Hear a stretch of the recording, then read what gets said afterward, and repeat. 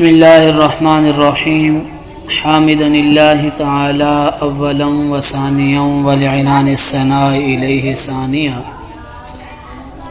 وعلی افضل الرسل محمد وآلہ مصلیا وفی حلبۃ الصلوات مجلیا ومصلیا اما بعد اعوذ باللہ من الشیطان الرجیم بسم اللہ الرحمن الرحیم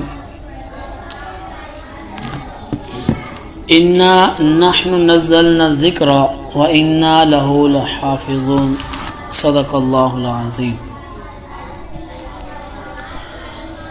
اللہ رب العزت نے ہم پر یہ احسان کیا کہ ہمیں قرآن مجید جیسے عظیم نعمت عطا فرمائی۔ اللہ رب العزت نے جو ہمیں زندگی دی ہے اور جو زندگی موت کا نظام بنایا ہے وہ اس لیے بنایا ہے کہ تم میں سے کون سا شخص جو اچھے عمل کرے اور اچھی زندگی گزارے۔ الذی خلق الموت والحیاۃ لیبلوکم ایکم احسن عملا۔ اللہ رب العزت فرماتے ہیں ہم نے جو زندگی اور موت کا نظام بنایا ہے ہم دیکھنا چاہتے ہیں کہ تم میں سے کون ہے جو احسن عملا اچھے عمل کر کے آتا ہے۔ جو اللہ رب العزت نے ہمیں ہاتھ دیے ہیں، پاؤں دیے ہیں، آنکھیں دی ہیں دیکھنے کے لیے، زبان دی ہے بولنے کے لیے، کان دیے ہیں سننے کے لیے، دماغ دیا ہے سوچنے کے لیے، ٹھیک ہے، دل دیا ہے فیصلے کرنے کے لیے، پاؤں دیے ہیں چلنے کے لیے، سمجھ آئی بات؟ تو یہ سارے کا سارا نظام جو اللہ رب العزت نے چلایا ہے یہ کس لیے کہ کون احسن عمل کر کے آتا ہے۔ وَجَعَلَ لَكُمُ السَّمْعَ وَالْأَبْصَارَ وَالْأَفْئِدَةَ، ہم نے جو تمہیں دیا ہے، جو تمہیں نوازا ہے، سننے کی جو صلاحیت دی ہے اور جو تمہیں ہم نے سوچنے کی صلاحیت دی ہے اور جو تم بول رہے ہو، یہ اس لیے نہیں ہے کہ اپنی فضول لغو گفتگو میں ضائع کرو، فضول کاموں میں ضائع کرو اور فضول چیزوں میں جو ہے وہ ضائع کرو۔ اللہ رب العزت نے دونوں راستے دکھا دیے ہیں۔ ایک راستہ کس کا ہے کہ ایک انبیاء علیہ الصلوۃ والسلام کا راستہ، ایک شیطان کا راستہ ہے۔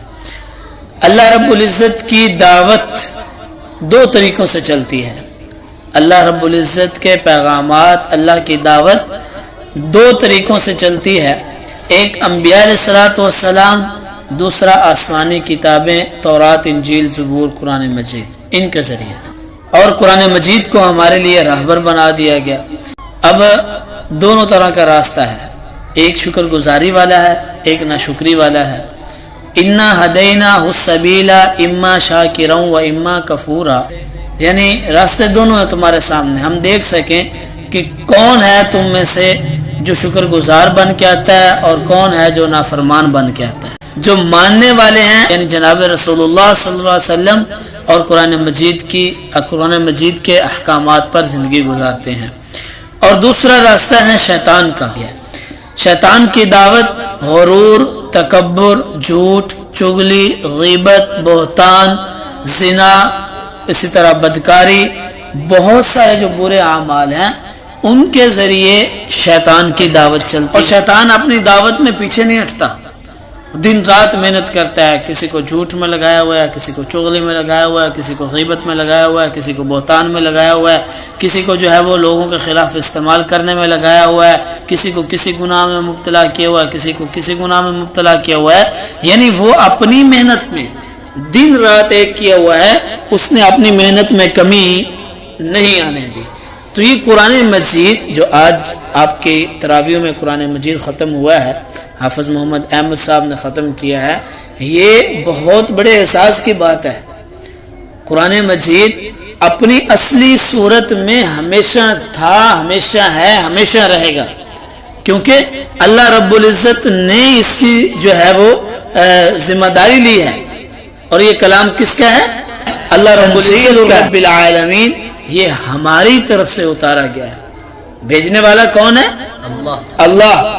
تنزیل رب العالمین، اللہ رب العالمین کی طرف سے بھیجا گیا ہے، اور بھیجا کس پر گیا ہے؟ جناب رسول اللہ صلی اللہ علیہ وسلم کے دل پر علی قلبک، اور اتارا کس کے ذریعے گیا ہے؟ اس کو اتارا گیا نزل بحروح الامین، یعنی حضرت جبرائیل علیہ السلام کے ذریعے سے اتارا گیا، اور اتارا کس پر گیا ہے؟ علی قلبک، جناب رسول اللہ صلی اللہ علیہ وسلم کے دل پر اتارا گیا۔ اور یہ کیسی کتاب ہے؟ فرمایا ذالک الکتاب لا ریب، اس میں کسی قسم کے شک کی کوئی گنجائش نہیں ہے، اس میں کسی قسم کے شک کی کوئی گنجائش نہیں ہے، یعنی لوگ اس میں شک و شبہات میں نہ پڑیں، کیونکہ یہ اتارا کس نے ہے؟ اللہ رب العالمین نے اتارا ہے۔ کس کے ذریعے اتارا ہے؟ حضرت جبرائیل علیہ السلام کے ذریعے سے اتارا ہے۔ اور کس پر اتارا ہے؟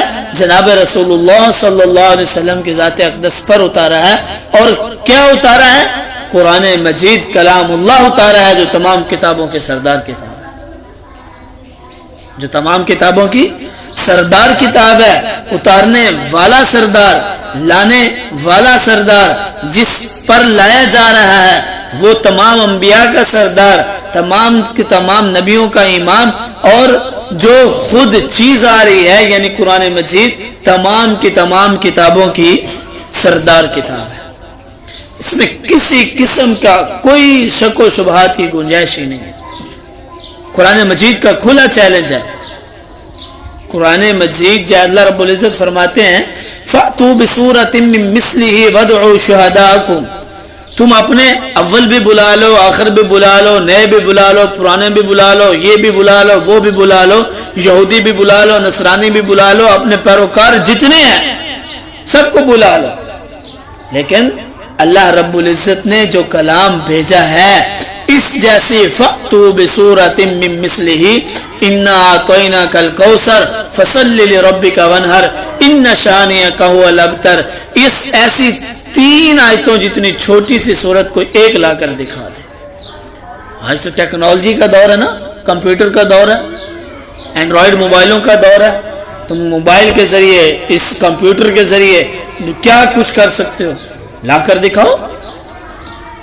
کھلا چیلنج ہے اللہ رب العزت کا۔ اگر غلط ہے تو اس جیسی ایک کتاب لے کے آ جاؤ، دکھا دو ہمیں کہ یہ کتاب صحیح ہے، یہ کتاب جو ہے وہ قرآن مجید غلط ہے۔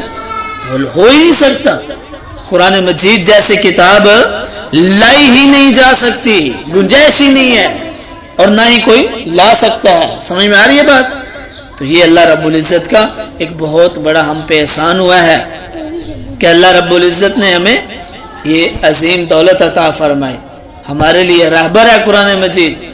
قرآن مجید کے احکامات پر چلو گے تو اللہ رب العزت دنیا اور آخرت میں کامیاب فرمائیں گے۔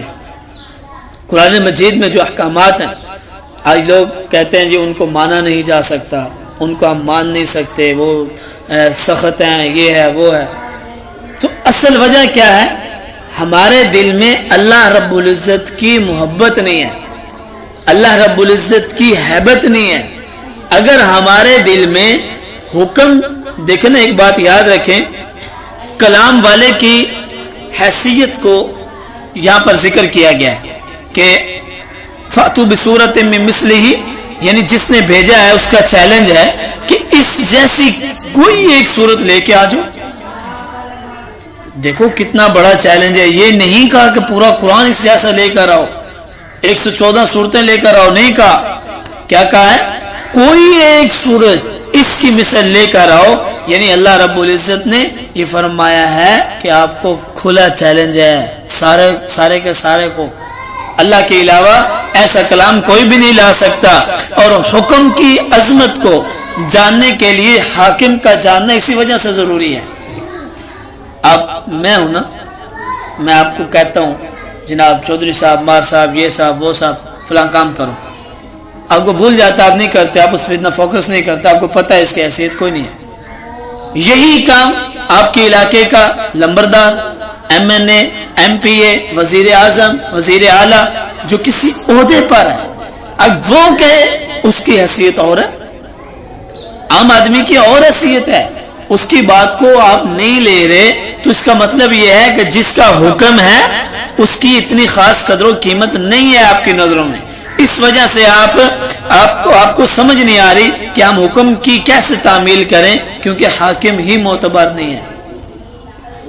تو آج مسلمان قرآن پاک سے دور کیوں ہو رہے ہیں؟ کیونکہ اللہ رب العزت کو جانتے نہیں ہیں۔ ایک بندہ کہتا ہے نماز پڑھنا اچھا عمل ہے، شوش صاحب بات سمجھ میں آ رہی بات؟ ایک بندہ کہتا ہے نماز پڑھنا اچھا عمل ہے، ذکر کرنا اچھا عمل ہے، تلاوت کرنا اچھا عمل ہے، روزہ رکھنا اچھا عمل ہے، مال میں سے زکوٰۃ دینا اچھا عمل ہے، صدقہ فطر دینا اچھا عمل ہے، ٹھیک ہے، اسی طرح حج کرنا اچھا عمل ہے۔ اعمال کی جب بات آتی ہے تو سمجھتا ہے کہ یہ اچھا ہے اور یہ برا ہے۔ جھوٹ بولنا برا عمل ہے، غیبت کرنا برا عمل ہے، زنا کرنا برا عمل ہے، کسی پر تہمت لگانا برا عمل ہے۔ ان اعمال کو سمجھتا ہے، صحیح اور غلط کی تفریق بھی کرتا ہے، سمجھتا بھی ہے، اس کے باوجود کیا ہوتا ہے؟ صحیح کو چھوڑ رہا ہے، غلط پہ عمل کر رہا ہے۔ نماز پڑھنا صحیح عمل ہے، چھوڑ رہا ہے، زنا کرنا برا عمل ہے، زنا میں لگا ہوا۔ سمجھنے کے باوجود مطلب یہ ہے کہ ابھی تک ایمان اس لیول کا نہیں ہوا، ایمان اس لیول کا نہیں ہوا کہ جس پر یعنی جو حکم ہمیں ملا ہے قرآن مجید کے ذریعے اور جس نے ہمیں دیا ہے اس کی علمت ہمارے دلوں میں نہیں بیٹھی۔ ایمان ابھی تک ہمارا کمزور ہے، جس وجہ سے یہ نوبت آئی ہے۔ تو یہ بات ذہن نشین فرما لیں کہ اللہ رب العالمین کو راضی کرنا ہمارے لیے بے حد ضروری ہے۔ اللہ رب العزت نے فرمایا ان القوۃ للہ جمیعا، جتنی قوتیں ہیں، جتنی طاقتیں ہیں، ساری کی ساری اللہ رب العزت کے لیے۔ قل اللہم مالک الملک تؤتی الملک من تشاء وتنزع الملک ممن تشاء وتعز من تشاء وتذل من تشاء۔ اللہ رب العزت ہر چیز اللہ رب العزت کی ہے۔ قل اللہم مالک الملک، اللہ رب العزت کی بادشاہت، اللہ رب العزت کا نظام، اللہ رب العزت کی طرف سے ملنے والی عزتیں، جس کو چاہتا ہے اس کو عزت دیتا ہے، جس کو چاہتا ہے اس کو ذلیل کر دیتا ہے۔ عزت کے نقشوں میں ذلیل کر کے دکھائے، ذلت کے نقشوں میں عزت دے کے دکھائے۔ فرعون عزت کے نقشوں میں تھا، اللہ رب العزت نے ذلیل کر کے دکھایا۔ حضرت موسیٰ علیہ السلام مالی اعتبار سے، اپنے لشکر کے اعتبار سے کم تر تھے، اور اسی طرح ان کے ساتھ کوئی اتنے زیادہ پروٹوکول بھی نہیں تھا، لیکن اللہ رب العزت نے ایسے نقشوں میں کامیاب کر کے دکھایا۔ اللہ رب العزت چاہیں عزت کے نقشوں میں ذلیل کرے، اللہ رب العزت چاہیں ذلت کے نقشوں میں عزت عطا کرے۔ وَتُعِزُّ مَن تَشَاء، جس کو چاہتے ہیں عزت دیتے ہیں، وَتُذِلُّ مَن تَشَاء، جس کو چاہتے ہیں ذلیل کرتے ہیں۔ تو یہ اللہ رب العزت کا ایک نظام ہے۔ ہمیں سب سے پہلا جو کام کرنا ہے، ہمیں سب سے پہلا جو کام کرنا ہے وہ کس کو راضی کرنا ہے؟ اللہ رب العزت کو۔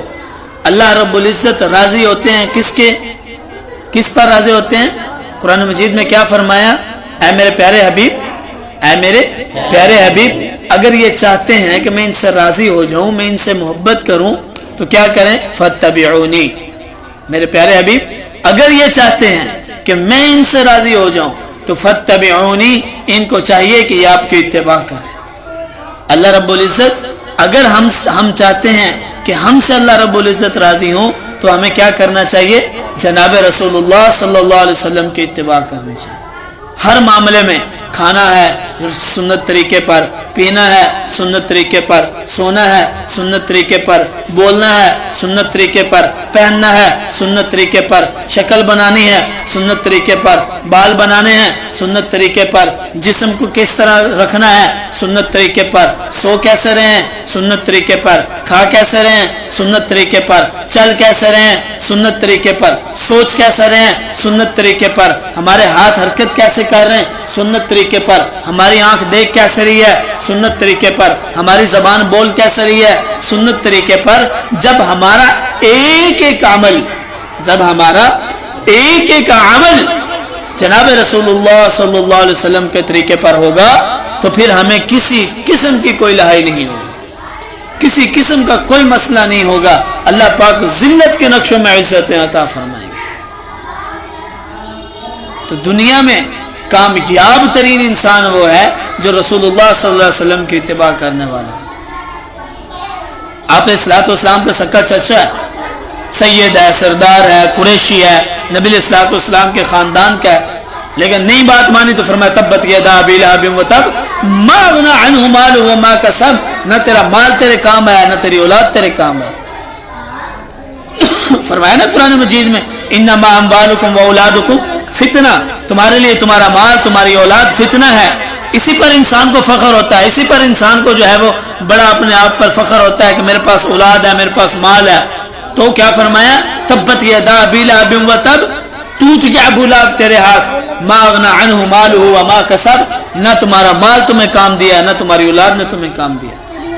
تو کام کیا آئے گا؟ کام کیا آئے گا؟ فاتبعونی، رسول اللہ صلی اللہ علیہ وسلم کی اتباع. سیدنا بلال رضی اللہ تعالیٰ عنہ حبشہ کے غلام ہیں، غلام در غلام ہیں، نبی کی اتباع کی ہے، چلتے مکہ کی گلیوں میں قدموں کے آٹھ اللہ پاک جنت میں سناتا ہے. آپ نے پوچھا جبریل میرے آگے آگے کون جا رہا ہے؟ یا رسول اللہ آپ کے آگے کون جا سکتا ہے؟ آپ سے پہلے جنت میں کوئی نہیں جا سکتا. یہ آپ کا غلام بلال مکہ کی گلیوں میں چلتا ہے، قدموں کے آٹھ اللہ جنت میں سنا رہے ہیں. تو یہ ہے فاتبعونی، نبی کی اتباع کرو، اللہ پاک عزت کے نقشے ایسے عطا فرمائیں گے کہ تم سوچ بھی نہیں سکو گے.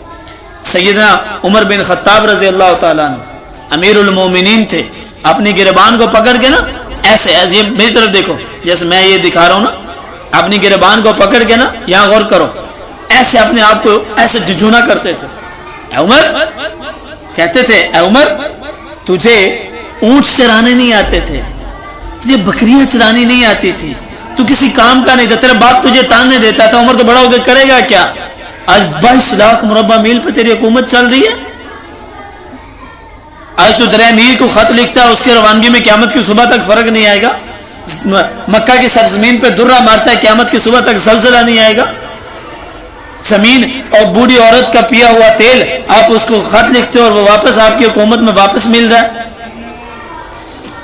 دیکھو یہ آپ کو اللہ رب العزت نے، سیدنا عمر رضی اللہ تعالیٰ اپنی گریبان پکڑ کیا کہتے ہیں، اے عمر تو کچھ بھی نہیں تھا، دیکھ تو نے نبی کی غلامی اختیار کیا تو اللہ نے تجھے کہاں سے کہاں پہنچا دیا، اللہ نے تجھے کہاں سے کہاں پہنچا دیا ہے.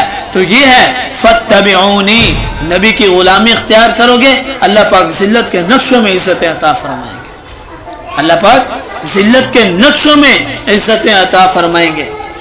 آپ کے وقت بہت قیمتی ہے، میں یہ بات عرض کرنا چاہتا ہوں، اپنے بچوں کو دین کے ساتھ لگاؤ.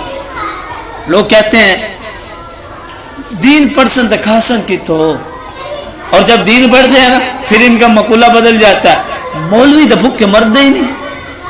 ذہن نشین فرما لیں، جب بچوں کو مدرسے میں ڈالنے کی ہم بات کرتے ہیں نا، یہ آپ کے سامنے ہمارے جامعہ تعلیم القرآن بلال مسجد کے طالب علم نے نعت پڑھی، اللہ رب العزت نے کیسی آواز دی ہے، تھوڑی سی محنت کی ہے، کچھ بھی نہیں، کیا کیا ہے، بچے پہ تھوڑی سی محنت کی، اللہ نے عزت عطا فرمائی. اب آپ کے سامنے کل یہ بچہ عبد المتین یہ سامنے بیٹھا ہوا ہے، اس نے تراویحوں میں اپنا مصلح سنا ہے، اللہ رب العزت نے عزت دی ہے نا. محمد احمد صاحب نے مصلح سنایا، اللہ نے عزت دی ہے نا. ممبر پہ بیٹھ کے امام بات کر رہا ہے، آپ جیسے بڑے بڑے پروفیسر بڑے بڑے یہ وہ سارے نیچے بیٹھے ہوتے ہیں. آپ فوج میں چلے جائیں، اللہ نے عزت دی ہے کہ نہیں دی؟ امام خطیب کو اللہ رب العزت عزت دیتے ہیں. تو جب تم فاتبعونی، نبی کی اتباع والی زندگی اختیار کرو گے، اللہ پاک تمہیں عزتوں کے نقشے عطا فرمائیں گے. تمہیں لگے گا کہ ہمارے پاس کچھ بھی نہیں، لیکن تمہارے پاس دنیا کی ہر نعمت ہوگی. تو اس لیے میں آپ حضرات سے گزارش کرتا ہوں، اپنے بچوں کو قرآن مجید کی تعلیم دیں، اپنے بچوں کی تربیت کی ذمہ داری لیں. بچے پیدا کرنا کوئی بڑی بات نہیں ہے، جانور بھی کر رہے ہیں، پرندے بھی کر رہے ہیں، بچے پیدا کرنا کوئی بات نہیں ہے، لیکن بچوں کی تربیت کرنا سب سے بڑی بات ہے. تو تربیت کے حوالے سے آپ دیکھ لیں، جو تربیت مدرسے میں ملتی ہے وہ کبھی اسکول میں نہیں ملتی.